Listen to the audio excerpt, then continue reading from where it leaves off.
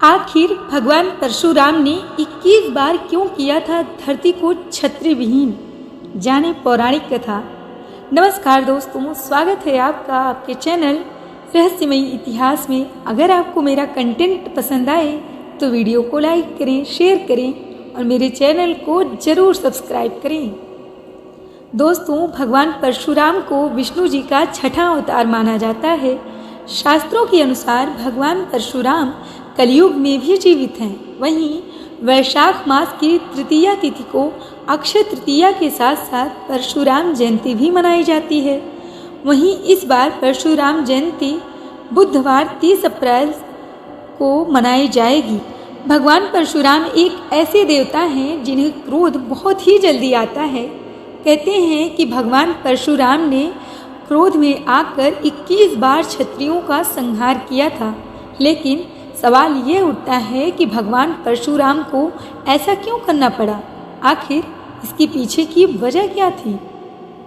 दोस्तों, पुराणों के अनुसार परशुराम का मूल नाम राम था, लेकिन जब भगवान शिव ने उन्हें अपना परशु नामक अस्त्र प्रदान किया तो शिव जी द्वारा प्रदत्त परशु धारण किए रहने के कारण वे परशुराम कहलाए। तो चलिए अब हम देखते हैं कि 21 बार क्षत्रियों का इन्होंने संहार कैसे किया था। पौराणिक कथाओं के अनुसार भगवान विष्णु ने परशुराम के रूप में छठा अवतार मदान्ध सहस्त्रबाहु को सबक सिखाने के लिए किया था। महिष्मती नगर के राजा सहस्त्रार्जुन क्षत्रिय समाज के हैं।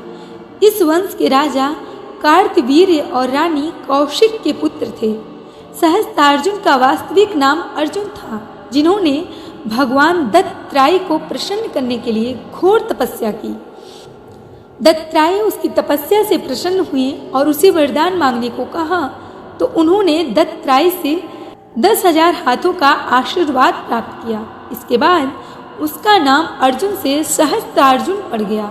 इसे सहस्त्राबाहु और राजा कार्तवीर्य पुत्र होने के कारण कार्तेय वीर भी कहा जाता है। कहते हैं कि महिष्मती सम्राट सहस्त्रार्जुन अपने घमंड में इतना चूर हो गया, उसने अपने धर्म की सभी सीमाओं को लांघ दिया। इसके अत्याचार और अनाचार से पूरा जन सामान्य परेशान हो चुका था। वह इतना घमंड में चूर हो गया था कि उसने वेद पुराण और धार्मिक ग्रंथों तक नहीं छोड़ा। उन्हें गलत बताकर ब्राह्मण का अपमान करता, ऋषियों के आश्रम को नष्ट कर उनका वध कर देता था। उसका अत्याचार इतना बढ़ गया कि वह अपनी खुशी और मनोरंजन के लिए अबला स्त्रियों को उठाकर उनका अस्तित्व खत्म करने लगा। दोस्तों, एक बार सहस्त्रार्जुन अपनी पूरी सेना के साथ झाड़ जंगलों में पार करता हुआ जमदग्नि ऋषि के आश्रम में विश्राम करने के लिए पहुंचा। महर्षि जमदग्नि ने सहस्त्रार्जुन को आश्रम का मेहमान समझकर सेवा सत्कार किया और कोई कसर भी नहीं छोड़ी। कहते हैं ऋषि जमदग्नि के पास देवराज इंद्र से प्राप्त दिव्य गुणों वाली कामधेनु नामक अद्भुत गाय थी। महर्षि ने उस गाय की मदद से कुछ ही देर में देखते ही देखते पूरी सेना के लिए भोजन का प्रबंध कर दिया। कामधेनु के ऐसे विलक्षण गुणों को देखकर सहस्त्रार्जुन को ऋषि के आगे अपना राजसी सुख कम लगने लगा। उसके मन में ऐसी अद्भुत गाय को पाने की लालसा जागी। उसने ऋषि जमदग्नि से कामधेनु की मांग की। ऋषि जमदग्नि ने कामधेनु को आश्रम के प्रबंधन और जीवन के भरण पोषण का एकमात्र जरिया बताकर कामधेनु को देने से इनकार कर दिया। इस पर सहस्त्रार्जुन ने क्रोधित होकर ऋषि जमदग्नि के आश्रम को उजाड़ दिया और कामधेनु को ले जाने लगा। तभी कामधेनु सहस्त्रार्जुन के हाथों से छूटकर स्वर्ग की ओर चली गई। जब परशुराम अपने आश्रम पहुँचे तब उनकी माता रेणुका ने उन्हें सारी बातें विस्तार पूर्वक बताई। परशुराम माता पिता के अपमान और आश्रम को तहस नहस देखकर क्रोधित हो गए। पराक्रमी परशुराम ने उसी समय दुराचारी सहस्त्रार्जुन और उसकी सेना का नाश करने का संकल्प लिया। परशुराम ने अपनी परशु अस्त्र को लेकर सहस्त्रार्जुन के नगर महिष्मतीपुरी पहुँचे। वहाँ सहस्त्रार्जुन और परशुराम का युद्ध हुआ, किंतु परशुराम के प्रचंड बल के आगे सहस्त्रार्जुन बौना साबित हुआ। भगवान परशुराम ने दुष्ट सहस्त्रार्जुन की हजारों भुजाएं और धड़ को परशु से काटकर उसका वध कर दिया। सहस्त्रार्जुन के वध के बाद पिता के आदेश से इस वध का प्रायश्चित करने के लिए परशुराम तीर्थ यात्रा पर चले गए। तब मौका पाकर सहस्त्रार्जुन के पुत्रों ने अपने सहयोगी क्षत्रियों की मदद से तपस्यारत महर्षि जमदग्नि का उनके ही आश्रम में सिर काटकर उनका वध कर दिया। सहस्त्रार्जुन पुत्रों ने आश्रम के सभी ऋषियों का वध करते हुए आश्रम को जला डाला। माता रेणुका ने सहायतावश पुत्र परशुराम को बिलाप स्वर में पुकारा। जब परशुराम माता की पुकार सुनकर आश्रम पहुँचे तो माता को बिलाप करते देख और माता के समीप ही पिता का कटा सिर और उनके शरीर पर 21 घाव देखे। यह देखकर परशुराम बहुत क्रोधित हुए और उन्होंने शपथ ली कि जब तक वह उस वंश का ही सर्वनाश नहीं कर देंगे बल्कि उसके सहयोगी समस्त क्षत्रिय वंशों का 21 बार संहार कर भूमि को क्षत्रिय विहीन कर देंगे। पुराणों के अनुसार उन्होंने इस वचन को पूरा किया। भगवान परशुराम ने 21 बार पृथ्वी को क्षत्रिय विहीन करके उनके रक्त से समंत पंचक क्षेत्र के पास सरोवर को भरकर अपने संकल्प को पूरा किया। कहा जाता है कि महर्षि ऋचिक ने स्वयं प्रकट होकर भगवान परशुराम को ऐसा करने से रोक दिया था। तब जाकर किसी तरह क्षत्रियों का विनाश भूलोक पर रुका। तत्पश्चात भगवान परशुराम ने अपने पितरों के श्राद्ध किए और उनकी आज्ञा के अनुसार अश्वमेध और विश्वजीत यज्ञ भी किया। दोस्तों, भगवान परशुराम को विष्णु जी का क्रोधी अवतार कहा जाता है क्योंकि ब्राह्मण होकर भी उन्होंने क्षत्रियों वाले गुण अपनाए थे। भगवान परशुराम के बारे में कहा जाता है कि वे अष्ट चिरंजीवियों में से एक है, यानी धर्म ग्रंथों में जिन 8 अमर महापुरुषों के बारे में बताया गया है परशुराम भी उनमें से एक हैं।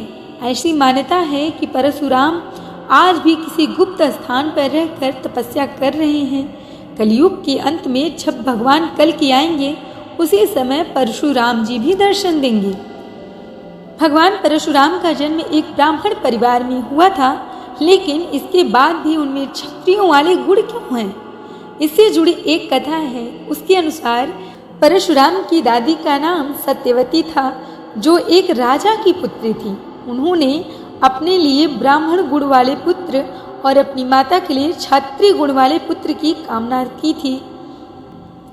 तब उनके पति ऋषि ऋचिक ने उन्हें 2 फल देते हुए इसमें से एक उन्हें स्वयं खाने को दिया और दूसरा उनकी माता को देने को कहा था, लेकिन गलती से दोनों फल बदल गए, जिससे उनकी माता की संतान विश्वामित्र क्षत्रिय होकर भी ब्रह्मर्षि बन गए और उनके पोते परशुराम ने क्षत्रियों वाले गुण आ गए।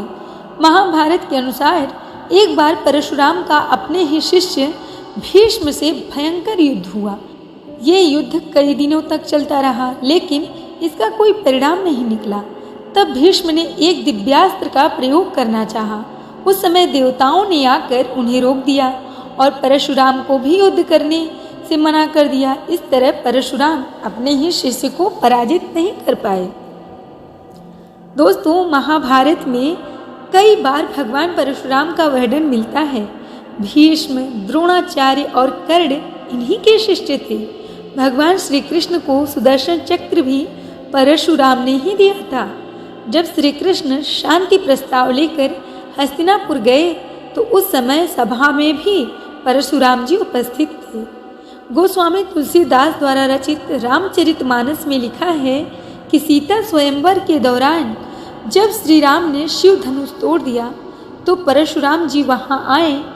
श्री राम और लक्ष्मण से उनका विवाद हुआ, जबकि वाल्मीकि रामायण ने लिखा है कि श्री राम और सीता जी का विवाह होने के बाद जब बारात पुनः अयोध्या जा रही थी तभी मार्ग में परशुराम आए और उन्होंने श्री राम को विष्णु धनुष देकर उस पर प्रत्यंचा चढ़ाने को कहा।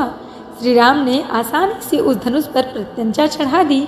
ये देखकर परशुराम जी वहाँ से चले गए।